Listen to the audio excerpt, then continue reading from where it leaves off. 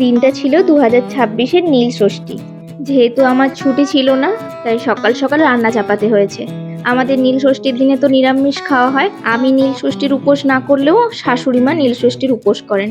যেহেতু এবছর আমাদের কোনো পুজো হচ্ছে না, তাই মাও পুজো দিতে পারবে না, কিন্তু উপোসটা করবে। উপোস ভাঙার পর একটু পরোটা খাবে, তাই পরোটাটা মা দুপুরে করে নেবে। আমি মায়ের জন্য একটু পটল আলুর তরকারি করে রেখে যাচ্ছি। আর আমরা যেহেতু ভাত খাবো, তার জন্য একটু করব সমস্ত সবজি দিয়ে একটা রসা, আর সাথে একটু পাঁপড় ভাজা করে নেব আর একটু চাটনি। সমস্ত তরকারিগুলোই আগে করে নিচ্ছি, তারপরে গিয়ে ভাত বসাবো, তাহলে মা তরকারিগুলো খেতে পারবে। আমি এই যে একদিকে বসালাম আমাদের সবজি তরকারিটা, আর একদিকে পটল আলুর জন্য পটলটাকে ভাজতে দিয়ে দিয়েছি। এদিকে এই যে রসাটা করব, তার জন্য সমস্ত সবজি কেটে নিয়েছি। যা যা ফ্রিজে ছিল সব রকম সবজি একটু একটু করে কেটে নিয়েছি। এটা কিন্তু খেতে বেশ ভালো লাগে। নিরামিষের দিনে আমি মাঝে মধ্যেই করে থাকি। যেহেতু ডালটা খুব একটা পছন্দ করি না, সমস্ত সবজি দিয়েই রসাটা হলে আমাদের খাওয়া হয়ে যায়। পটলটা চেপে চেপে ভেজে নিয়েছি। এখন ওই তেলেই সেদ্ধ করে রাখা আলুটাকেও হালকা করে একটু ভেজে তুলে নেব। এবার ওই কড়াইতে একটু সর্ষের তেল দিয়ে ফোড়নে একটু গোটা গরম মশলা দেব। গোটা গরম মশলাটা হালকা ভেজে একটা টমেটোকে ছোট ছোট করে কুচি করে রেখেছিলাম, ওটাই দিয়ে নিলাম। অল্প একটু নুন দিলাম। এবার কিছুক্ষণ ভেজে টমেটোটা গলতে দেব। আর ওই দিকে তরকারিতে একটু হলুদ গুঁড়ো আর একটু লঙ্কা গুঁড়োটা দিয়ে নেব। এই তরকারিতে বেশি কিছু লাগে না, সর্ষের তেলে কাঁচা লঙ্কা আর গোটা জিরে ফোড়নে দিয়েছিলাম। তারপর সমস্ত সবজিটা চাপিয়ে নুন দিয়ে হালকা করে ভেজে নিয়েছি। এখন গুঁড়ো মশলা দিয়ে ভালো করে কষিয়ে নেব। ওদিকে টমেটোটাও গলে গেছে। দিলাম 1 চামচ আদা বাটা, 1.5 চামচের মতো জিরে বাটা। এবার কিছুক্ষণ ভাজবো যতক্ষণ না আদার কাঁচা গন্ধটা যায়। এবার দেব হলুদ গুঁড়ো, লঙ্কা গুঁড়ো, সাথে একটু কাশ্মীরি লাল লঙ্কার গুঁড়ো। এবার শিল ধোয়া যে জলটা ছিল সেটাই অল্প করে দিয়ে মশলাটাকে ভালো করে কষিয়ে তেল ছাড়িয়ে নেব।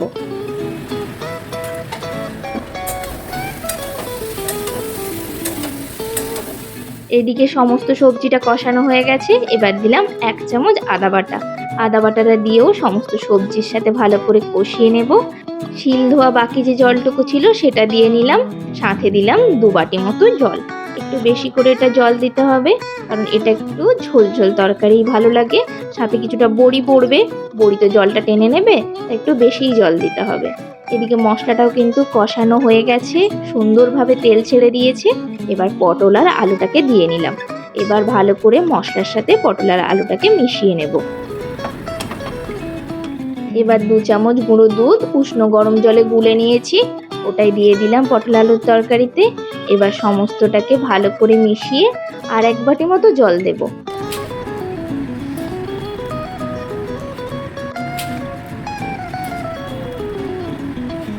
এবার দেব 1/2 চামচের মতো চিনি।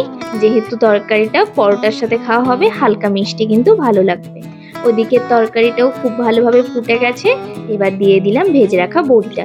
এটা বিউলির ডালের বড়ি, বাড়িতে বানানো বড়ি। এটা একটু কিন্তু জল বেশি টানবে, তাই আমি জলটা কিন্তু একটু বেশিই রেখেছি। পটল আলুর তরকারিটা কিন্তু একদম হয়ে গেছে।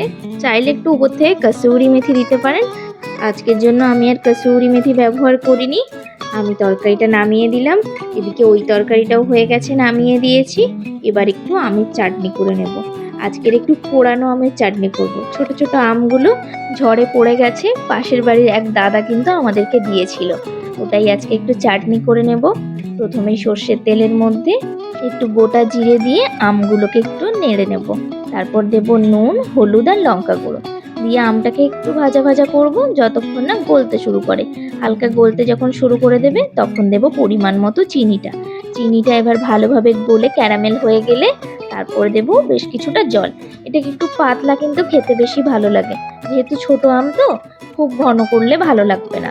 অল্প কিছুক্ষণই ফুটিয়ে নেব। একটা তার ধরতে শুরু করলেই এটাকে নামিয়ে দেব। হাত দিয়ে টেস্ট করলেই বোঝা যাবে যে সবে একটু তার ধরতে শুরু করেছে, তখনই নামিয়ে দিলে চাটনিটা হয়ে যাবে। আমিও কলেজ থেকে ফিরে এসেছি, সৌরভও অফিস থেকে চলে এসছে। প্রায় সন্ধে হয়ে গেছে, পুজো কিন্তু শেষ হয়ে গেছে অনেক আগেই। এবার হোম হবে, দেখি সেটাও না শেষ হয়ে গেল। এদিকে রাস্তায় এত জ্যাম, রাস্তা পেরিয়ে ওই পারে যেতেই পারছি না। এসে দেখছি সবে শুরু হয়েছে। চলুন এবার আপনাদের দেখাই আমাদের এখানে নীল পুজোর হোম কিভাবে হয়। আমার 3 বছরে এই জিনিসটা খুব ভালো লাগে, আমি কিন্তু একবারও মিস করি না। আমার যত দেরি হোক না কেন আমি একবার আসার চেষ্টা করি। এই জিনিসটা দেখার জন্য। আপনাদের কার কার ওখানে কিভাবে হোম হয় আমাকে কমেন্টে অবশ্যই জানাবেন।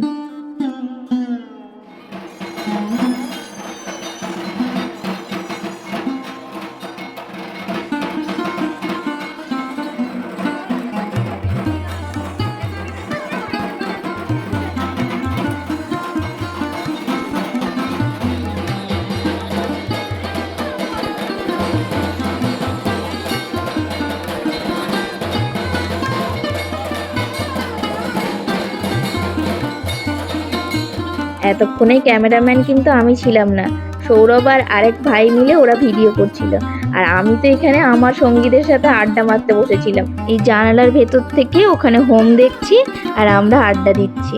এই যে পুচকেটা আছে, পুচকেটাকে নিয়ে খেলা করছিলাম। আজ কিন্তু বেশ গরমও পড়েছে, তাই অনেকক্ষণ বসার পর সৌরভকে খুঁজতে গেলাম। সবাই মিলে আইসক্রিম খেয়ে আসার পর দেখি প্রায় হোম শেষের দিকে।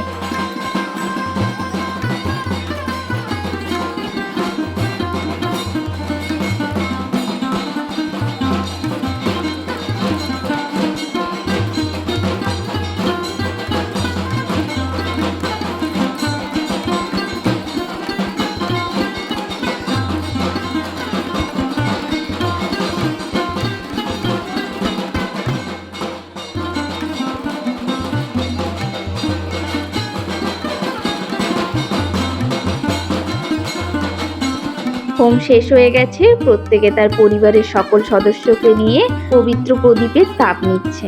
বিশেষ করে মায়েরা নিজেদের সন্তানের দীর্ঘায়ু, নিরোগ ও সুস্থ জীবন কামনায় সারাদিনের উপোসের পর এই পবিত্র তাপ তার সন্তানের মাথায় ছোঁয়াচ্ছে। সমস্ত কিছু শেষে প্রতিদিনের মতো আজও কিন্তু বুলান গান রয়েছে, তাই স্টেজ বাঁধাও শুরু হয়ে গেছে। আজ ইচ্ছে আছে কিছুক্ষণ দেখার, দেখি হয় কিনা। তাহলে আজ আসি, আপনারা সবাই ভালো থাকবেন, আর ভিডিওটি কেমন লাগলো অবশ্যই জানাতে ভুলবেন না। অসংখ্য ধন্যবাদ ভিডিওটি দেখার জন্য।